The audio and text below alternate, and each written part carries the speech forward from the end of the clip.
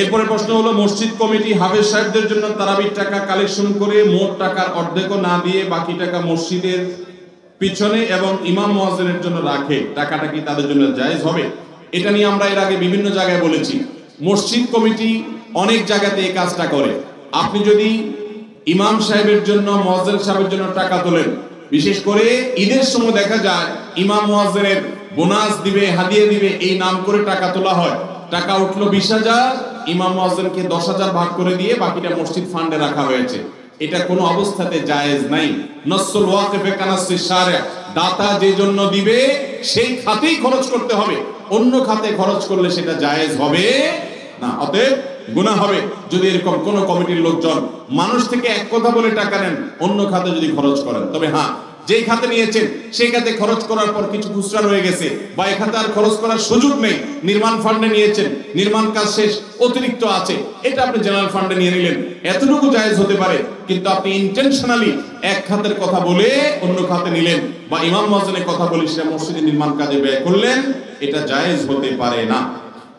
এরপরে প্রশ্ন হলো, বর্তমানে বাসায় বিভিন্ন দিনের বিষয়ে আলোচনা করা হলে তারা তা মানতে চায় না, তাদের দলিল হলো অমুক তো করে না, এক্ষেত্রে পরিবারকে কিভাবে দাওয়াত দিব? খুবই দরকারি একটি প্রশ্ন। আমাদের অনেক যুবক ভাইরা আছেন যারা দিনের পথে চলতে চান, হারাম হালাল মেনটেন করতে চান, মাহরাম মেনটেন করতে চান, অন্যায় এবং গুনাহ ছাড়তে চান, কিন্তু পরিবার থেকে, সমাজের লোকজন, তাদের পক্ষ থেকে বলা হয় যে আরে এত কিছু মেনে পারা যায়, অমুকে তো এটা বলছে না, কই তমুকে তো এটা করছে না, তুই কোত্থেকে পাইছস, এই টাইপের কথা বলা হয় কি হয় না? এই কথা প্রতিনিয়ত আমাদের এক শ্রেণীর যুবক ভাইদেরকে বলা হয়। যে সমস্ত পরিবার এরকম কথা বলে বা যেসব ভাইরা এই সমস্ত কথা বলে, তাদেরকে আল্লাহর ওয়াস্তে বুঝাবেন যে দিন হলো পরিপূর্ণ সারেন্ডার করার নাম, দিন হলো পরিপূর্ণ আত্মসমর্পণ করার নাম, দিন হলো পরিপূর্ণভাবে নিজেকে আল্লাহর কাছে সমর্পণ করার নাম। অতএব সেটা করতে হবে।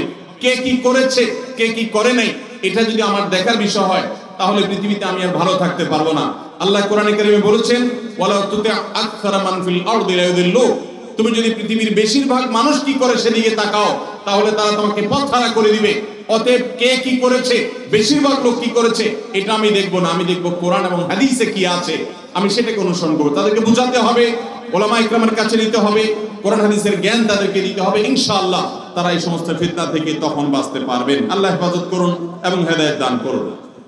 আমাদের এলাকায় প্রতি বৃহস্পতিবার এশারের আজান 7 বার দেয়, 7 আজান দেওয়া যাবে কিনা? মসজিদ কমিটির কাছে 7 আজান সম্পর্কে জানতে চাইলে তারা বলেন, অনেক আগে একজন পীর সাহেব এই আজানের কথা বলে গেছে, তাই তারা পীর সাহেবের কথা অনুযায়ী 7 আজান দেন। মূলত বিষয়টা জায়েজ কিনা? দেখুন, আজান প্রত্যেক নামাজের জন্য একবার দিতে হবে। কয়বার দিতে হবে? শুধু জুমার আজান 2 বার। জুমার আজান এটা দ্বিতীয়বার দেওয়া নবী করিম সাল্লাল্লাহু আলাইহি সাল্লাম থেকে আসছে, আর প্রথম আজান ওসমান গনি রাদিয়াল্লাহু তাআলা আনহুর সময়কাল থেকে সকল সাহাবীদের ঐক্যমতে এটি সংযোজিত হয়েছে। এখন কথা হলো, সাহাবী বা খুলাফা রাশিদরা কি সংযোজন করার এখতিয়ার রাখেন? উত্তর হলো হ্যাঁ, ব্যাখ্যামূলক এই জাতীয় বিষয় সংযোজন এখতিয়ার রাখেন। নবীজি সাল্লাল্লাহু আলাইহি সাল্লাম বলেছেন, আমার পরে আবু বকর, ওমর, ওসমানকে তোমরা অনুসরণ করবে, খুলাফা রাশিদের সুন্নাত মেনে চলবে, আলাইকুম বিসুন্নতি ওয়া সুন্নাতুল খুলাফায়ে রাশিদিন। নবীজি বলেছেন, আমার সুন্নাত তোমরা মেনে চলবে এবং খুলাফায়ে রাশিদের সুন্নাতকেও তোমরা আঁকড়ে ধরবে, মেনে চলবে। অতএব খুলাফায়ে রাশিদের সুন্নাতকে অস্বীকার করা যাবে।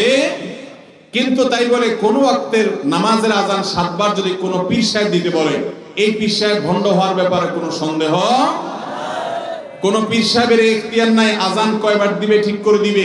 এই আজান নবী করিম সাল্লাল্লাহু আলাইহি সাল্লাম প্রবর্তন করেছেন, তিনি আল্লাহর নির্দেশে এই নির্দেশনা জারি করেছেন। আজানের পদ্ধতি দিতে হবে নবী সাল্লাল্লাহু আলাইহি সাল্লাম থেকে, পীর সাহেব থেকে না। আমাদের দেশে অনেকে আছে পীর সাহেবকে আল্লাহ এবং রাসূলের পর্যায়ে বসায় ফেলছে। পীর সাহেবের কথা কোরআন এবং হাদিসের সাথে যদি সাংঘর্ষিক হয়, তাহলে পীর সাহেবের কথাকে ছুঁড়ে ফেলে দিতে হবে। আমরা সবাই উম্মত হলাম মুহাম্মদ সাল্লাল্লাহু আলাইহি সাল্লামের, কোন পীর সাহেবের উম্মত।